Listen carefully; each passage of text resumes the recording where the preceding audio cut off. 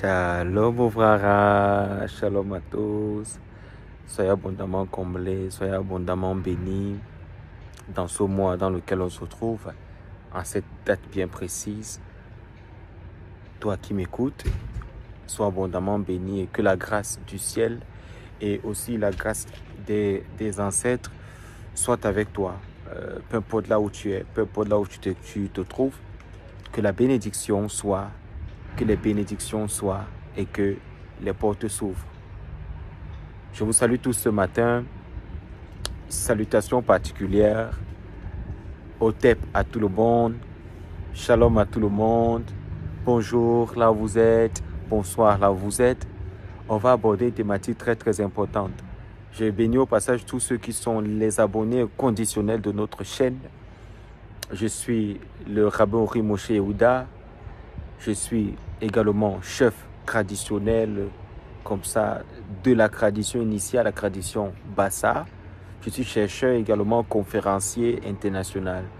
Je donne également des supports et des aides sur le plan spirituel en ce qui concerne le volet initiatique, la préparation, la correction et également la réparation des différents corps éthériques et les corps d'énergie.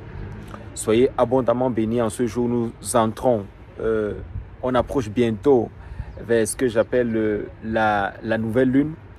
Et justement, c'est le sujet qui nous rassemble encore aujourd'hui. Comme je l'ai promis par rapport aux questions qui ont été posées, je me permets aujourd'hui d'aborder justement la question encore une fois de plus de la nouvelle lune.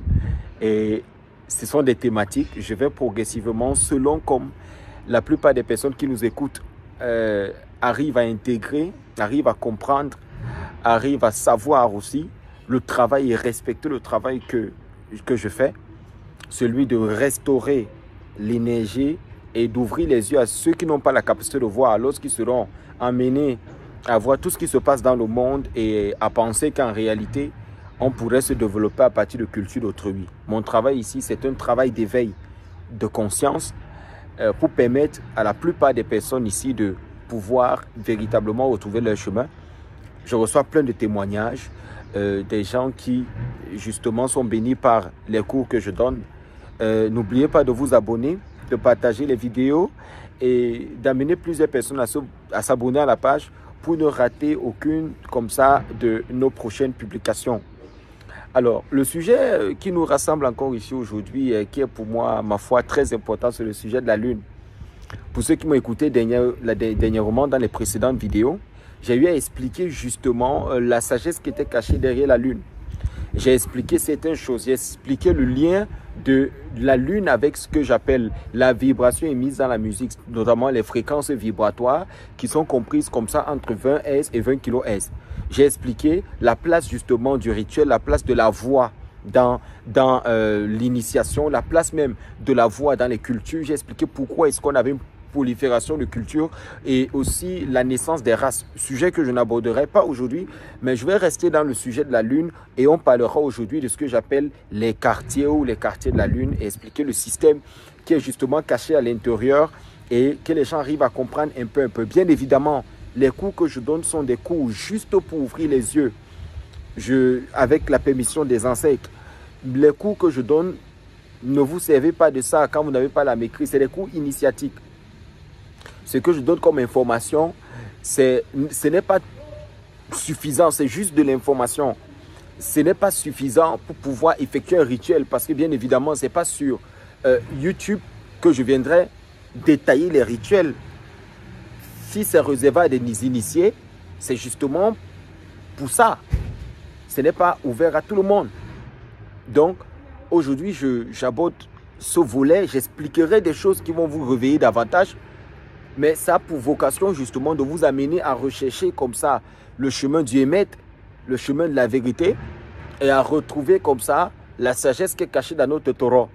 Et une fois que vous trouvez la sagesse qui est cachée dans la Torah, vous arriverez à mieux comprendre comme ça tout ce que les mitzvot de la Torah, les commandements de la Torah disent et tout le lien qu'il y a par rapport à la lune. Alors, je viens sur un récit très clair dans le livre de Genèse. Dans le livre de Genèse, il y a l'histoire d'Abraham qui est racontée. Et on dit comme ça qu'Abraham, il est sorti. Et lorsqu'Abraham, il est sorti, Hachem lui a dit, voilà, contre les étoiles du ciel, regarde, la lune, il a regardé justement Pour ceux qui comprennent mieux ces codes, est-ce que tu peux compter les étoiles? Ainsi sera ta postérité. Sauf que le moment où véritablement les étoiles se manifestent à grande échelle dans le ciel, c'est pendant justement la pleine lune. La pleine lune, bien évidemment, le sujet que j'aborde aujourd'hui, c'est un sujet assez important où je parlerai des 4 phases de la lune. Les phases de la lune ici, j'expliquerai l'énergie vibratoire qui est incluse et les personnes qui sont concernées.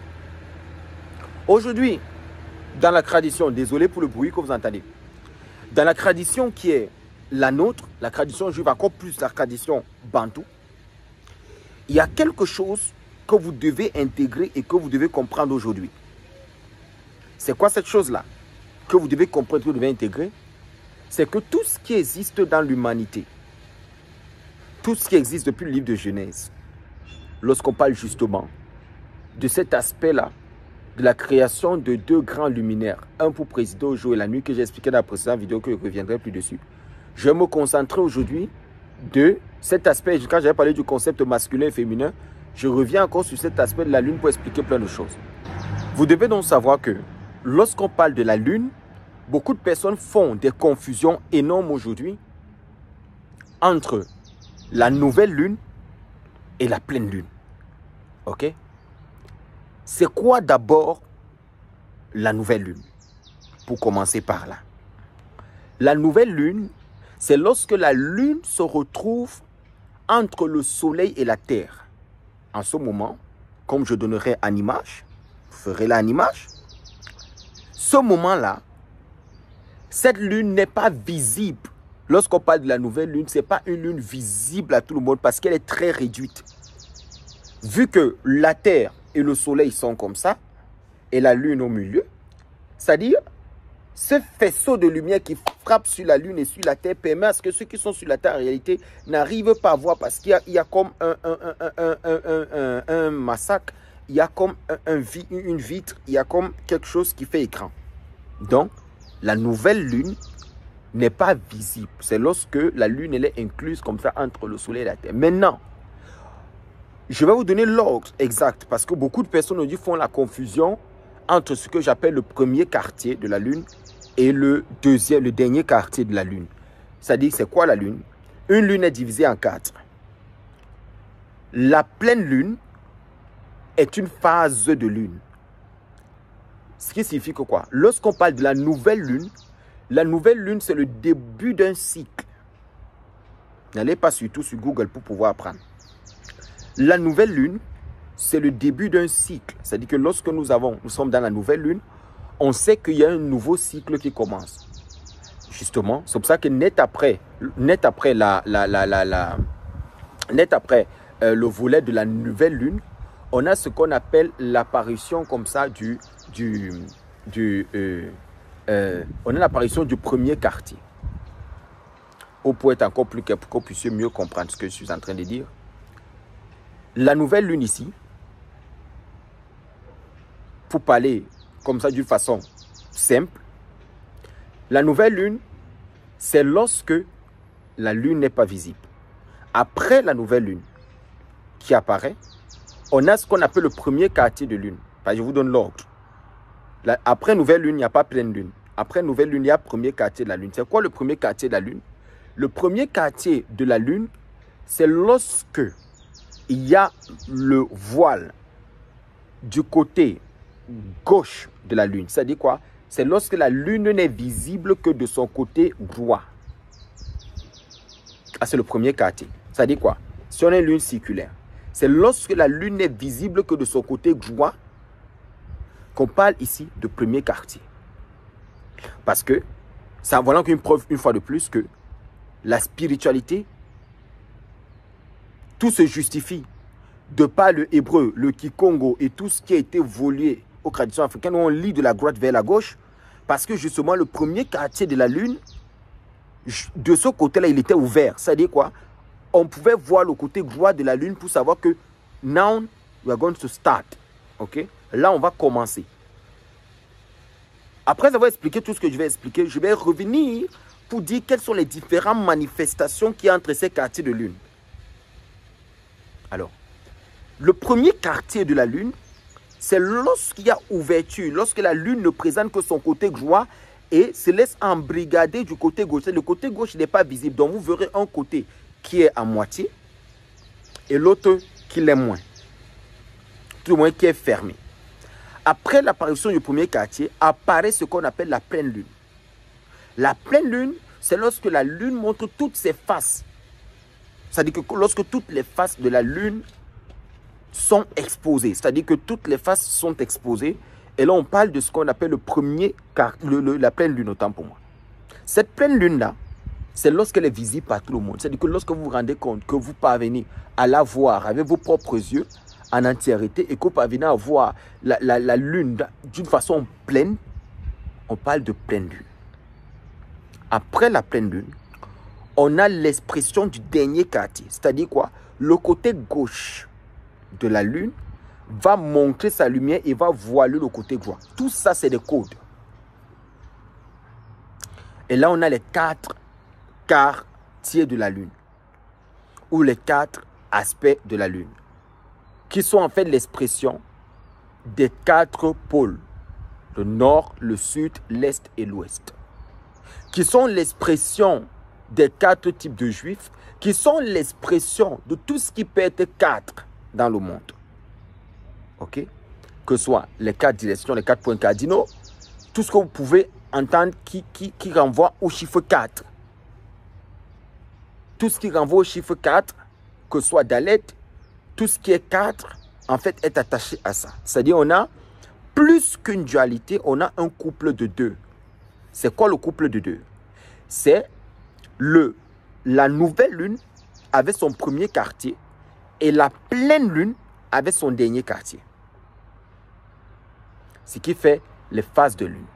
Maintenant, une fois que je vous ai expliqué les 4 phases de la lune, les 4 phases lunaires, je dois vous faire comprendre que à ces phases de lune, à ces degrés de la lune, à ces phases de lune, s'associe une période précise. Vous devez savoir aujourd'hui que la lune fait 29,5 jours. C'est-à-dire quoi? Entre l'apparition d'une nouvelle lune et d'une nouvelle lune, on a 29,5 jours. Et ces 29,5 jours-là, généralement, quand on parle de pleine lune, la pleine lune tombe majoritairement à la moitié des mois du calendrier grégorien. Je vous donne un conseil. Faites très attention avec même les applications que vous téléchargez. Et faites très attention au calendrier grégorien parce que ce n'est pas celui-là qu'on utilise ici. Je parle du calendrier lunaire. Vous devez donc savoir que à tous ces jours-là que vous avez vus, tous ces jours que vous avez vus pendant, c'est-à-dire que tous ces 4 quartiers de la lune qui sont bien agencés pendant un mois lunaire, à chaque jour, il y a une prolifération, comme ça si vous voulez, du mazal, ce que j'appelle dans la sidra des mazalot, dans ce que j'appelle les signes astrologiques, Gémeaux, Taureau et tout. Il faut savoir qu'à chaque jour d'un mois lunaire, il y a ce que j'appelle le signe astrologique qui s'exprime. Qu'est-ce qu'il appelle le signe astrologique en réalité qui doit ici venir s'exprimer? Je prends un cas très simple. Dans le mois de novembre dans lequel on se trouve, lorsqu'on était le 1er novembre, par exemple, le signe astrologique qui était attaché à ce jour-là pour cette période qui venait avant le dernier quartier ou bien dans la fin du dernier quartier de la lune, soit exactement 6 jours avant le dernier quartier de la lune, pour pouvoir entrer ici dans la pleine lune, on avait ce qu'on appelle le signe qu'on appelle Gémeaux, qui était attaché au premier, c'est-à-dire mercredi le 1er novembre. On avait Gémeaux. Mais lorsqu'on essayait donc comment je vais vous dire, lorsqu'on essayait encore davantage de pousser la réflexion plus loin, ou plutôt lorsqu'on essayait encore davantage d'essayer de comprendre ce qui n'allait pas, ou de pousser, de comprendre quelle est cette évolution des choses, le 2 et le 3 du mois de septembre étaient complètement attachés à ces deux jours-là qui suivaient. Il y avait manifestation très élevée de ce que j'appelle le mazal du cancer. Alors, le mazal du cancer ici venait le 2 et le 3. Le 2 et le 3 du mois de novembre. On avait le mazal comme ça, le mazal du cancer. Jusque-là, nous sommes ensemble. Après, comme ça, le 2 et le 3, on avait également la manifestation d'un autre signe, c'est-à-dire Lion, qui venait comme ça le 4 et le 5. Et le 5 exactement, c'était le dernier quartier de la lune qui tombait le 5 et qui finissait avec le signe Lion. Ça veut dire quoi? Le 4 et le 5, c'était le signe Lion qui se manifestait. Qu'est-ce que je suis en train de dire? Je vous prends par exemple un cas très simple pour que vous puissiez comprendre. Là, je suis allé pour faire des correspondances par rapport au mois dans lequel on se trouve, le mois de novembre. Si vous comprenez ce que je dis, de tout le mois lunaire, depuis le dernier quartier, depuis la nouvelle lune, qui, dans le calendrier grégorien dans lequel on se trouve, est carrément tombé à la période du 13 novembre, jusqu'à l'autre apparition de la nouvelle lune en décembre, qui tombe le 13 décembre, on a ce qu'on appelle une manifestation de ce que j'appelle les signes. C'est-à-dire, il y a des, comment je vais vous dire, il y a les signes se manifestent, les signes se succèdent, les signes se suivent. Il y a tellement de choses qu'il faille maîtriser pour pouvoir comprendre tout ce qui se trouve à l'intérieur comme ça de cette sagesse. Parce que si vous ne faites pas attention, vous n'allez pas comprendre. Ok. Je reviens pour vous donner la suite.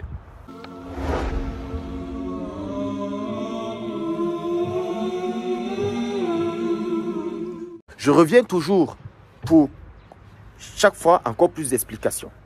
Alors on était au niveau d'expliquer, c'était quoi le 13? Le 13 du mois de novembre nous a donné ce qu'on appelait la nouvelle lune. Nouvelle lune, c'est ce qu'on appelle une Levana Hadash. Alors une fois qu'on avait cette nouvelle lune qui apparaissait, on s'était rendu compte en réalité que à partir du 14 et le 15, on tombait dans ce qu'on appelait Sagittaire. Ces 2 jours qui ont suivi directement la nouvelle lune, c'était le signe Sagittaire. Mais après le signe Sagittaire, on avait 3 jours qui se succédaient, soit le 16, le 13, le 16, le 17 et le 18, qui étaient plutôt attachés comme ça au Capricorne.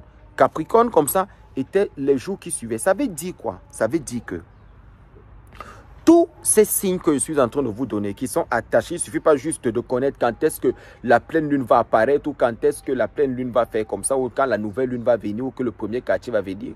Il faut savoir qu'à chaque période lunaire, soit 29,5 jours, il y a des signes astrologiques bien précis qui interviennent dans ce mois-là. Soit pour les hommes d'affaires de savoir que dans ce mois-ci, je peux intervenir, voilà mon jour de chance, ou le pourcentage de la lune à 2%, où je peux faire telle chose, ne pas faire.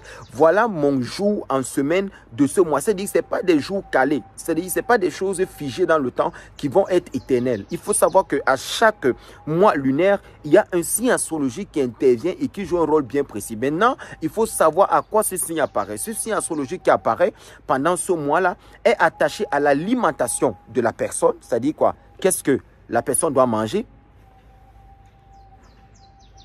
Est attaché comme ça à l'alimentation de la personne, ce que la personne va porter comme couleur de vêtements, l'attitude même de la personne pendant ce mois lunaire. Tout ça est expliqué par des maîtres initiés.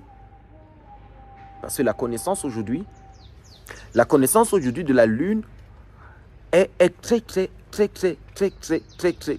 profonde et très privée.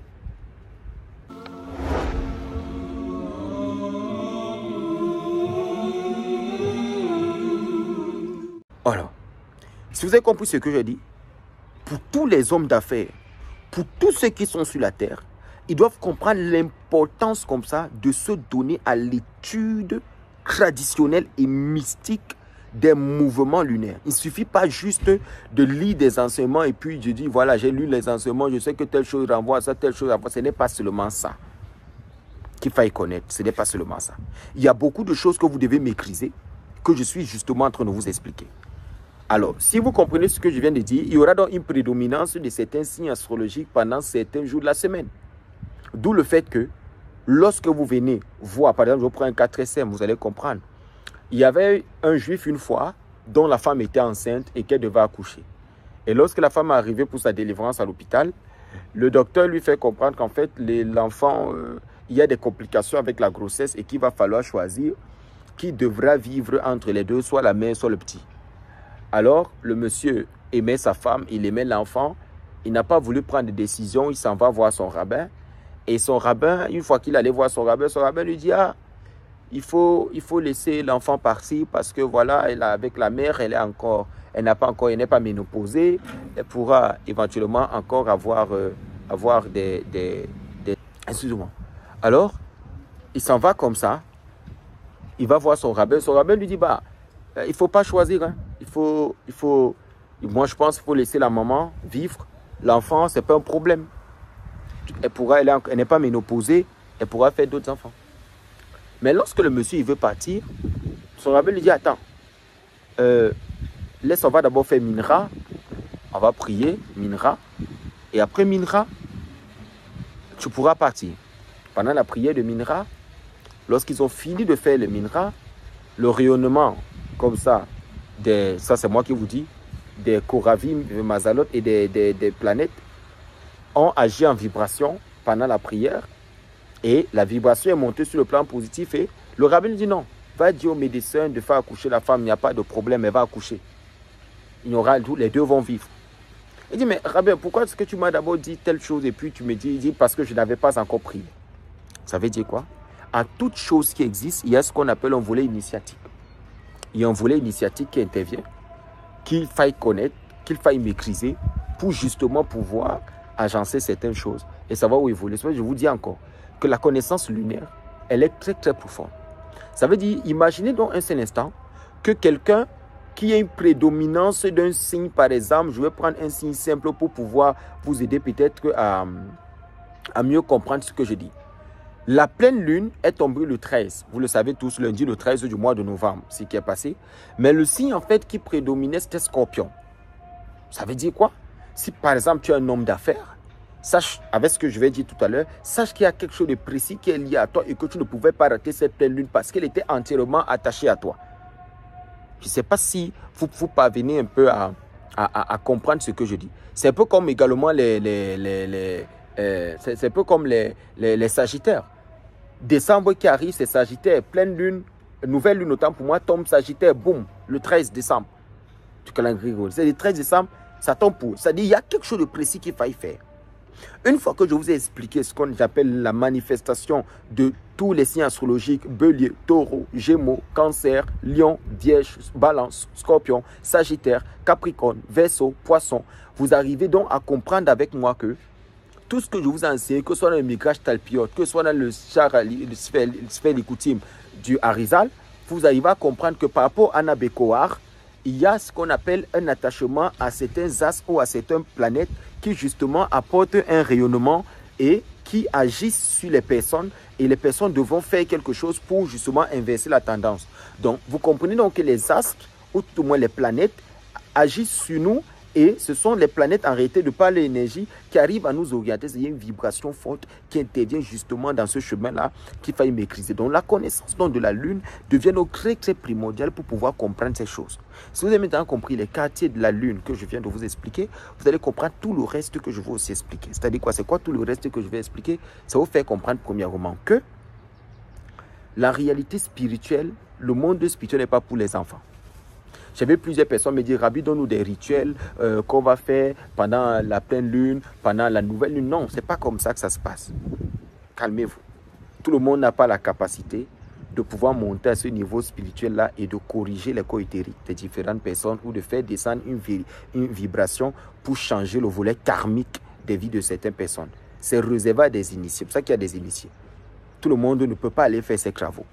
D'où le fait que pour ceux qui ont besoin éventuellement de travaux, vous aurez le numéro et puis vous allez dire voilà ce que je veux. Mais pour moi, l'enseignement est plus important que tout le reste et ça vient après. Une fois que vous êtes enseigné, une fois que vous êtes éduqué, ça devient très très facile. ça devient très très facile. Parce que si vous n'êtes pas enseigné, vous ne saurez jamais ce que c'est. Vous pouvez vous faire berner par n'importe qui. Pour moi, il est important de vous préciser les choses. Donc, récapitulatif. Pendant un mois lunaire, on a ce qu'on appelle la nouvelle lune. La nouvelle lune, c'est le début d'un cycle. Après nouvelle lune, on a le premier quartier. Après le premier quartier, on a pleine lune. Après pleine lune, on a dernier quartier. Maintenant, vu que je viens de vous expliquer maintenant de quoi est-ce qu'il s'agit concrètement, d'une façon très simple, on va passer à un autre volet qui est pour moi très très important. Celui d'expliquer le lien qu'il y a entre la lune et la femme. Si vous vous rappelez, dans le cours précédent, je vous avais fait comprendre quelque chose. Je vous avais dit que, en fait, la lune, l'Evana, symbolise en réalité le réceptacle. Réceptacle qui est lié à la féminité. Et j'avais dit, en fait, c'est attaché au yesod, comme ça, qui est coincé au niveau de Nukva. Au niveau de Nukva, c'est là qu'il y a en réalité ce réceptacle qui est le Shemban. Parce qu'en fait, c'est un ban, la lune est un Shemban. Mais c'est un Shemban en réalité qui est mixé. C'est-à-dire quand il dit qu'il est mixé, ça veut dire, comme il est réceptacle, comme ça, et qui porte en lui d'énormes corottes, j'avais dit c'est la même chose que la femme. C'est-à-dire que la lune, en fait, est... Parce que pour pouvoir vous expliquer ça, il fallait que je vous explique une autre notion. Dans la tradition négro-africaine, ou dans la tradition bantou, ou dans la tradition spirituelle africaine, le mot génie, quand vous entendez le mot génie, il faut savoir que c'est des Malhorim. C'est des entités spirituelles pour ceux qui ont une culture de l'Afrique de l'Ouest. Lorsque vous arrivez en Afrique de l'Ouest, on te fera comprendre qu'en fait, il y a Dieu qu'on appelle Sakbo Lissa et qu'on appelle chez nous Bato Pe ou Nyambe ou Lolombi, qui en réalité est le maître de tout en tout. Il est l'infini et il n'a point d'autre nom que l'infini. C'est écrit dans le Sidou Shivavim. Alors, de sa position donc de maître, il va maintenant déléguer des forces qui vont sortir, qui vont exprimer la Elokut, la divinité.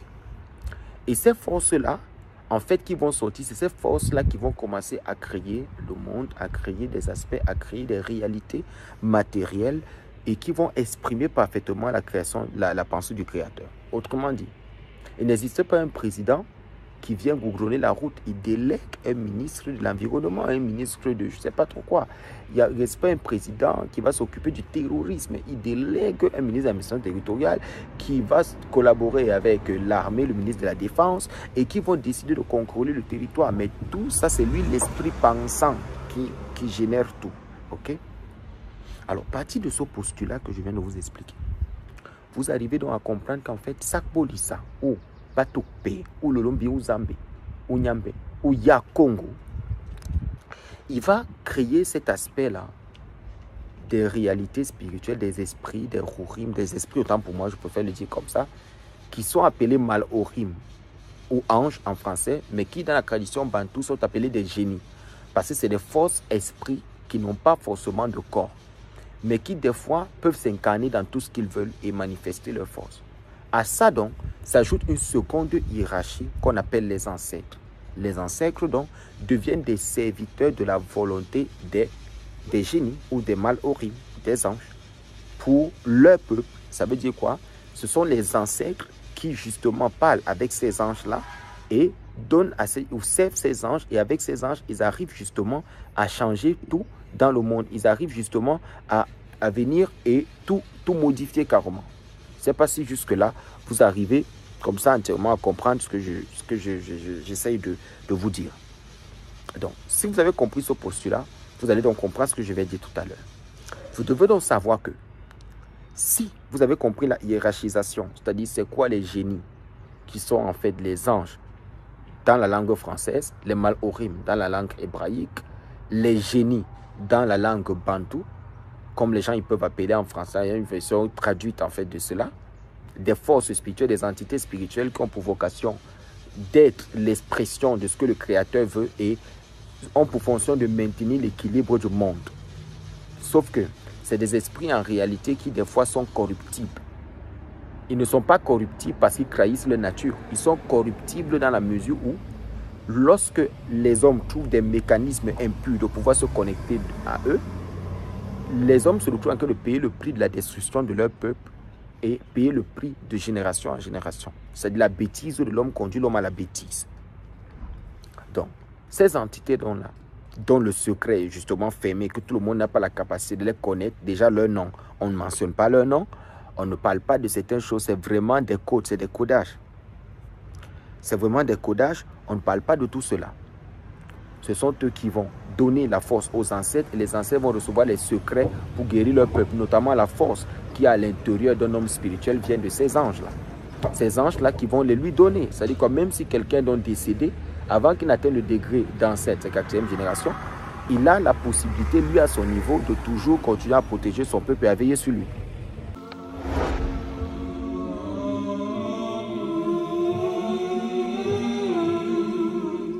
Je sais que vous avez très bien compris ce que je viens de dire et je sais que vous avez très bien intégré, mais ce n'est pas fini, je dois aller plus loin.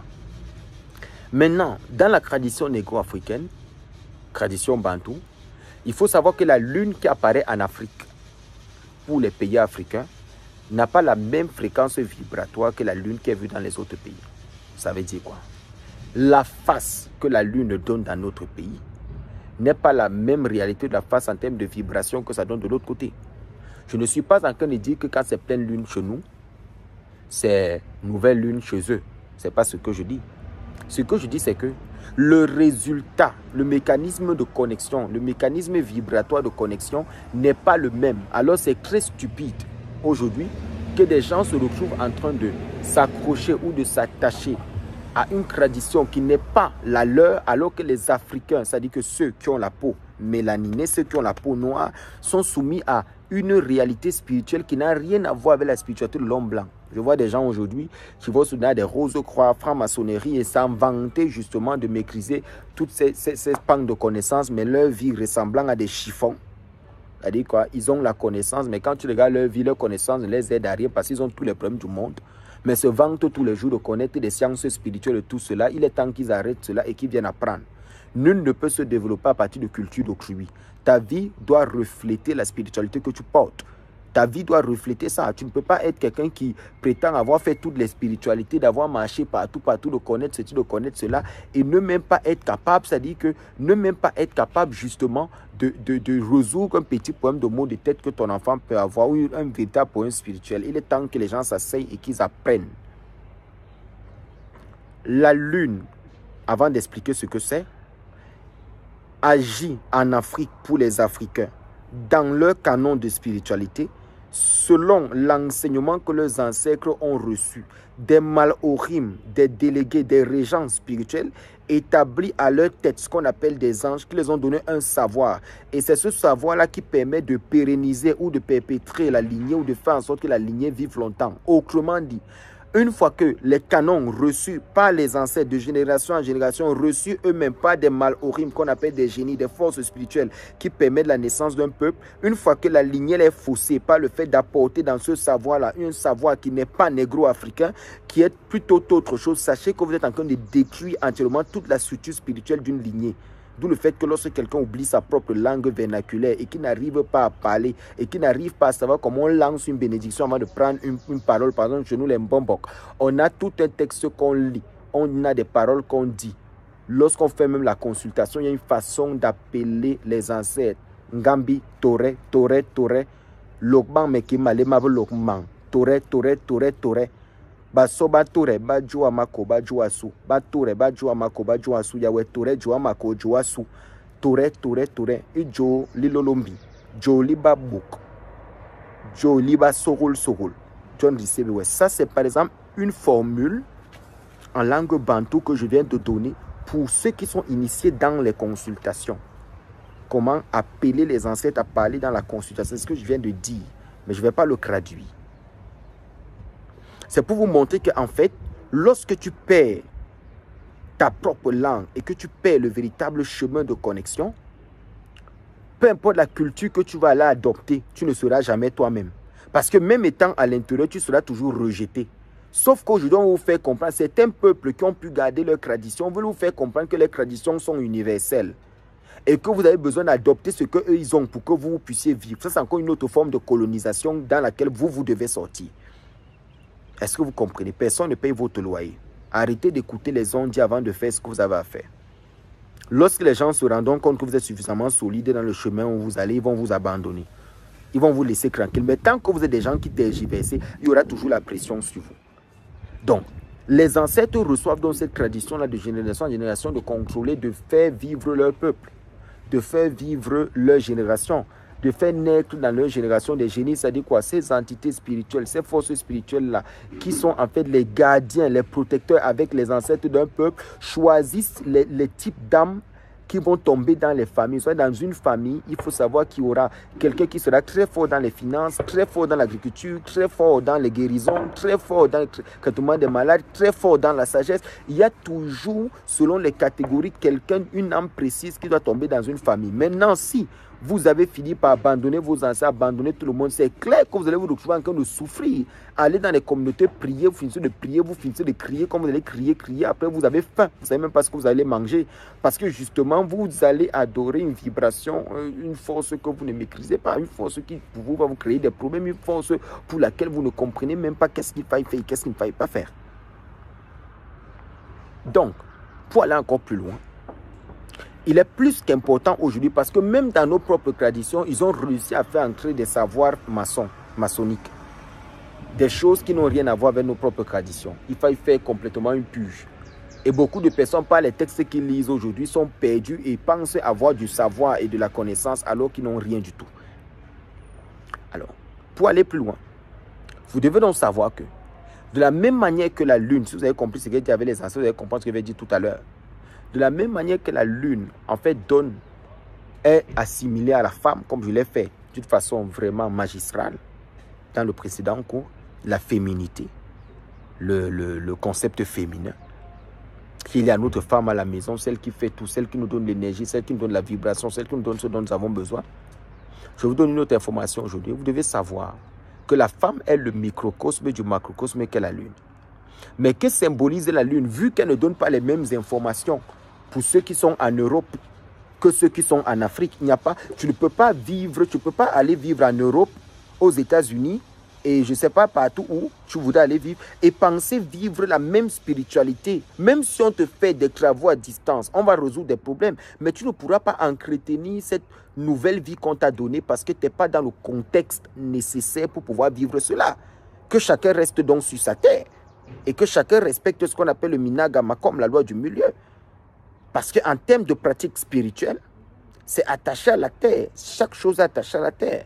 La lune, il y a le calendrier lunaire des agriculteurs, le calendrier lunaire des jardiniers. Ça dit quoi? Il y a des plantes qui ne peuvent pas pousser dans certains endroits lorsqu'on ne connaît pas le calendrier lunaire. Des plantes, du jardinage par exemple.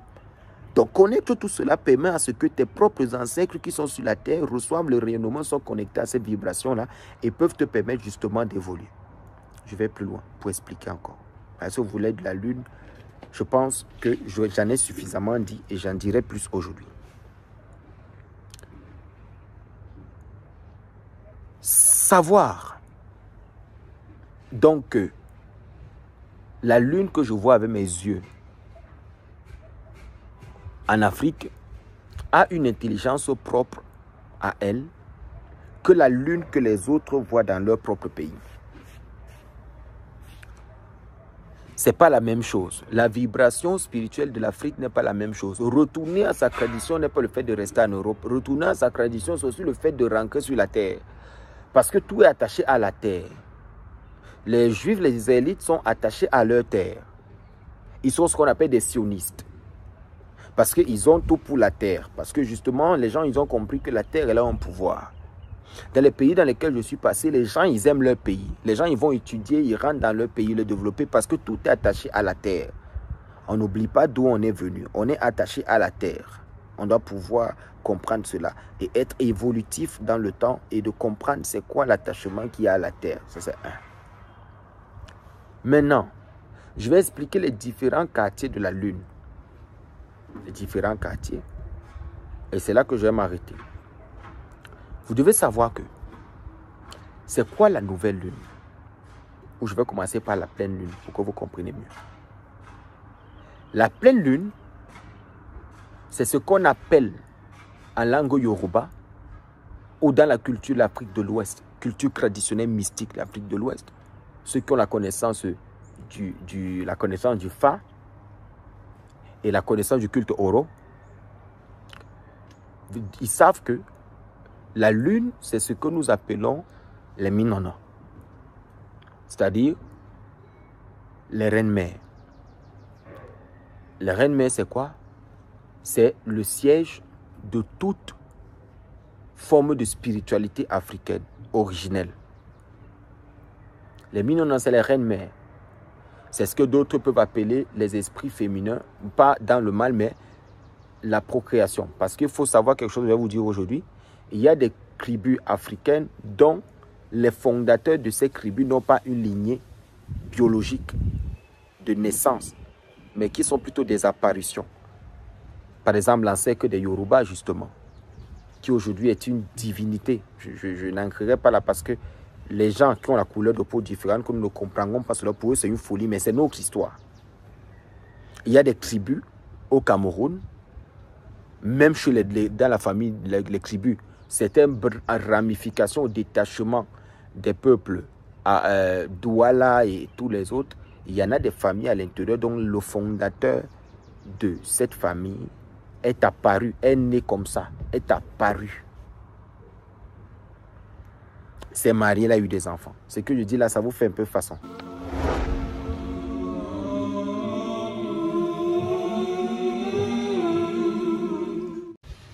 Cette phase-là, c'est le combat. Donc, sachez que l'esprit qui enfante, qui laisse tout sortir, parce qu'elle dit beaucoup de choses, je ne vais pas entrer dans certains détails encore, j'ai déjà beaucoup dit. Vous connaissez donc déjà qu'est-ce qu'il faille faire à quel moment et qu'est-ce qu'il faille ne pas faire à quel moment. Donc la question selon laquelle, Rabbi, qu'est-ce qu'il faille que je fasse? Vous comprenez bien que même les différents rituels qui sont faits, je ne vais pas quand même les enseigner ici parce que c'est des volets initiatiques, c'est des choses où il faut avoir une certaine maîtrise de son corps et de ses différents corps d'énergie. En tant que leader, il faut connaître comment est-ce que ça se passe pour pouvoir interagir avec l'autre monde. Comment protéger ses enfants. C'est pour ça qu'il faut avoir un guide, quelqu'un qui vous guide, quelqu'un qui sait vous amener, quelqu'un qui sait là où il va avec vous, quelqu'un qui sait ce qu'il vous enseigne, pas la culture des autres. Mais vous comprenez que ce que je viens de dire est purement africain. C'est un must, ce que je viens de dire. Mais les rituels, je ne les enseignerai pas. Ce n'est pas faisable. Mais les gens peuvent se rapprocher du secrétariat pour ceux qui ont justement besoin de chaque fois que la pleine lune apparaît ou la nouvelle lune apparaît, ne venez pas me dire, Rabbi, vraiment, voilà la pleine lune, Rabbi va déposer le dossier. Vous devez connaître que ce n'est pas les périodes où on dépose le dossier. Il faut faire des travaux de protection parce que tout le monde est influencé pendant ces périodes-là. Ceux qui sont initiés savent et ils n'accepteraient pas que je donne ce genre d'informations, mais je donne ça parce que vous en avez besoin. Vous devez savoir ce que c'est. D'où le fait donc que le cycle menstruel de la femme est aussi divisé comme ça. Ah oui, ça vous devez le savoir. Il y a les périodes où elle a beaucoup de douleurs, où elle veut sentir personne parce que justement, elle saigne à cause de ces forces du mal. C'est les forces du mal libérées comme ça qui engendrent le déclenchement des saignements d'une femme. Parce que c'est cyclique. Elle aussi, elle doit se renouveler. Donc tout ce qui est degré d'impureté, c'est pour ça qu'elle est le modèle. Tout ce qui est degré de souillure, ça doit sortir d'elle. Je n'en dirai pas plus. Donc même sa période est divisée en 4 étapes. Comme ça, vous dites que la femme, vous ne savez pas ce que c'est que la femme. Quand les gens ils parlent aux femmes n'importe comment, ils ne savent pas. Si tu savais ce que c'était que la femme, tu devais bien garder ta femme et l'aider à atteindre le degré de l'illumination, le degré de l'élévation, parce qu'elle sera ta lumière assurément.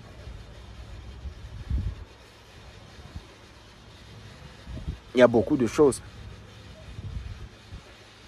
Questions sur lesquelles, comment tu es chef traditionnel. Je causais avec l'un de mes rabbins, qui est le Rav Gabriel Agaï, il y a de cela quelques jours. Et lui qui connaît très bien la malroute africaine, la tradition africaine, il comprend, il sait qu'en fait, comment est-ce que les gens m'ont dit, comment il est chef traditionnel et puis il est rabbin. Mais c'est stupide là. Il y a des choses qu'on ne refuse pas. C'est ça qui permet qu'on édifie plein de gens aujourd'hui.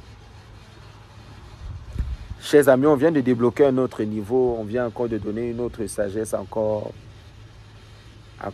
toujours plus profonde. Je prie que le Maître du monde me donne toujours la sagesse de vous enseigner la longue vie et la santé pour que je sois toujours en train de vous éclairer, que je sois toujours en train de vous donner ce cheminement-là, ces orientations, être disponible pour vous, pour vos enfants, pour vos activités. Les hommes d'affaires doivent beaucoup mettre à côté d'un homme spirituel parce que tu ne peux pas faire des affaires. Même David avait Samuel.